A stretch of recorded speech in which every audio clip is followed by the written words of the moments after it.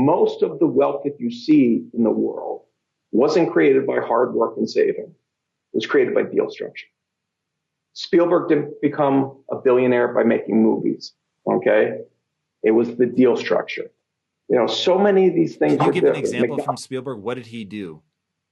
So Spielberg was making good movies, great director, making top money, living a rich life.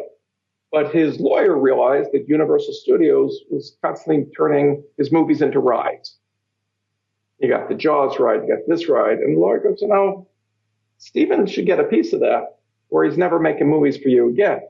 And so his lawyer negotiated, and I'm not allowed to say what the amount is, but X amount of dollars per ticket for every ticket ever sold to the theme park. Then Universal decides to open a second theme park. Oh, my God. And an international theme park, okay? George Lucas, nobody wanted to make a cowboy movie in space. It was the worst idea. This thing's not going to make anything. George Lucas's first sci-fi movie went nowhere, okay? American Graffiti hadn't come out yet. So the most that he would give them was the standard minimum for a writer, director, producer. And he said, you know what? Then let me have the sequel rights. We're not making a sequel to this. Sure, kid. Take it for free. Turns out to be Star Wars. The studio comes back. Oh, yeah, please, we'll pay you. We want the sequel. We want the sequel. Well, and this was, again, his lawyer. We'll let you have the sequel. George can have the toy rights. Free and clear, no royalty paid to Fox, no likeness rights paid to the other stars. $12 billion worth of toys later, like, who's laughing? And I can go on and on. McDonald's didn't make their money. Ray Kroc didn't make his money from hamburgers. He made his money from the real estate deal of every franchisee buying real estate that they made for location. So you can structure this. So what does this have to do with me and my regular stuff? If you're going to be hired to do work for a company, if it's a small little company and you can figure out how you can make them worth a lot, you can negotiate equity. You can negotiate a percentage of what you make for them. You can make a stretch goal in the contract that they don't believe in, that if you hit this stretch goal, you get a huge pay. I was working in a company once, and there were hard times, financial times. And the CEO was like, we have to find a way to make the numbers. I said, okay, if my division does 2X of what it's supposed to make, can everybody in the division get twice their salary? Well, for sure. Like, never going to happen. So I sat down, everybody who worked for me, a ton of people. And I made a cutout of the CFO space, and I put him on top of one of those charity thermometers, you know, to fill in as you're raising money. And every week we started the meeting with, you know, where are we on this number? And everybody got it. I had another guy that I used to work with, that if the whole division hit their numbers, you, your spouse, and your kids, everybody, the whole company goes to Hawaii each year for vacation. So think of how you structure things.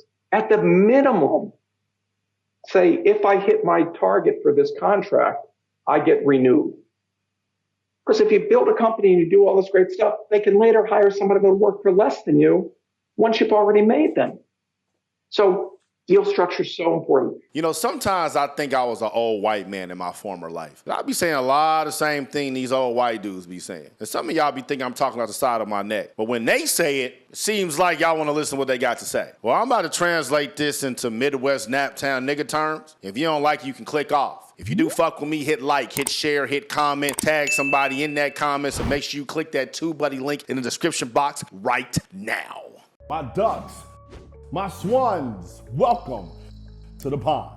My name is Dorian from Group82Music.com, and right here we got Jay Samit talking about how to make an absurd amount of wealth. Who is Jay Samit? Go look it up on Wikipedia. This dude used to work at Deloitte, which is a huge accounting firm. He worked at Sony, he worked at EMI, he's wrote books about technology and deal structure, and he's done a little bit of everything. He's one of those serial entrepreneurs that never really starts a business, is always a consultant for those of you that understand hip-hop and understand the basketball industry, understand agents and stuff. He's kind of like Worldwide West a little bit more known, but, you know, more of a behind-the-scenes person that when they bring him in, he's one of those heavy hitters that they gonna make sure that Jay Samit is gonna get paid, and he gonna make sure that we make a lot more money. He's kind of like that. With that said, I want y'all to listen to the 3 things that this video really highlighted on. The first thing is you're going to make money outside of your art. You heard what he said about Steven Spielberg, who is arguably one of the greatest directors of all time. You heard what he said about George Lucas, who created Star Wars, one of the greatest sci-fi series of all time. Listen to all the ancillary income they were making. Yes, E.T. and Back to the Future and The Color Purple and Indiana Jones, all these other Steven Spielberg movies did outstanding. And Star Wars is profitable as hell, literally from just a movie. But you talk about theme parks, you talk about TV shows, talk about cartoons, you talk about costumes, you talk about toys, all this income, these royalties from other things that George Lucas and Steve Spielberg didn't manufacture. But because they own the rights, they own the likeness to it, that's how they got rich. Jay-Z is the greatest rapper ever to me, one of the greatest music business entrepreneurs of all time. Jay-Z's catalog of music has made him probably close to $100 million just the music. Everything else outside the music, Square, Tidal, Ace of Spades, I've done an entire video on what Jay-Z's net worth is. You on YouTube, you on Instagram, go watch that thing. That's how Jay-Z is worth $1.4 billion. It's just not from the music. He could do the exact same thing with Kanye West, with 50 Cent, with Beyonce, hell now with Drake. These people are legendary artists and their music lives on, but they're getting their money from other places. So when y'all be coming at me and saying, hey man, how come you ain't putting out more music? You make all your money from social media. I make money from music too, but music is just a small portion of it, because you ain't gonna get rich from that music shit, or maybe you might. It's just gonna take a long time. You probably got to partner with somebody and sign away your masters, and I don't want to do that. But I get my money from a lot of other stuff, just like George Lucas, Steven Spielberg, Jay-Z, and everybody else. The second point right here that I want y'all to really pay attention to is build a brand. When you build a brand like Spielberg did, like George Lucas did, hell, even throw in James Cameron from Titanic and Avatar. When you build a brand in Hollywood, they're just gonna throw stuff at you because they know that you know how to make money. When you build a brand in music, when Drake hops on a track, you know it's gonna chart top 10. And the same could be said for Jay-Z, and if you do a remix with Beyonce, you know it's gonna get a lot of attention. When you do this in the social media realm, you build a brand, you increase your value. You're your own stock. You're your own share. I'm my own Apple. I'm my own Facebook. I'm my own crypto, nigga. I'm Duckcoin. In every video, I raise the price of Duckcoin. Every post, I'm raising the price of Duckcoin. Every achievement, every plaque, every stream, every piece of engagement, I'm raising the price of Duckcoin. And now Duckcoin is deemed valuable to some people in certain places. And as I continue to do this, it's gonna get to the point where Dorian from Group 82, you got him? Oh, bro, I'm in. Count us a guaranteed $1 million. We got him there. Same thing happened with them. When you build a brand, people are a lot more receptive to work with you, and you ain't got a cold DM, you ain't got a cold comment, you ain't got to fucking stalk, you ain't got to seem like some groupie ass, bitch ass nigga. You could just do regular shit. You could be a normal human and communicate with them and find a fair deal where both sides benefit, because there's equal leverage. The last point I want you to take away from this video is you got to learn the game. Now, why is this important? Because he talked about contracts. Steven Spielberg and his agent, his lawyers, they negotiated contracts so he would get a piece of anything that came from his movies. Same with George Lucas. In the realm of Ethereum and blockchain and NFTs, there's this thing that's called smart contracts. And what smart contracts are is you can put the terms in there where it can change based on certain benchmarks automatically. No longer do you have to have this concrete static contract that we signed at that time, and if we want to amend it, we got to go through the whole litigation process all over again. You ain't got to do that. With smart contracts, it's going to adjust based on metrics or whatever terms that you put inside of there. Now,